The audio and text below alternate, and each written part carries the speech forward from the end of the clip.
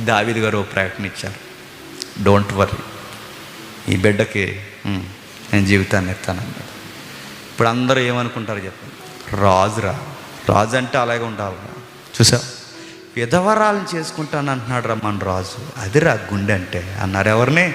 అది లాజిక్ అన్న. రాజు ఎలా ఉన్నాడో చూడండి రా, రాజు ఎలా ఉన్నాడో.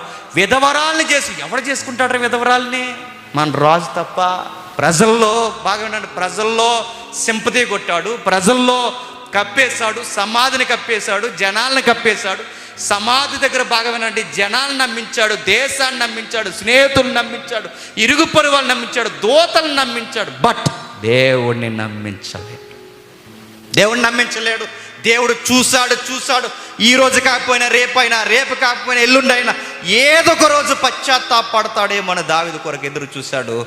దావీదు గారికి పశ్చాత్తాపం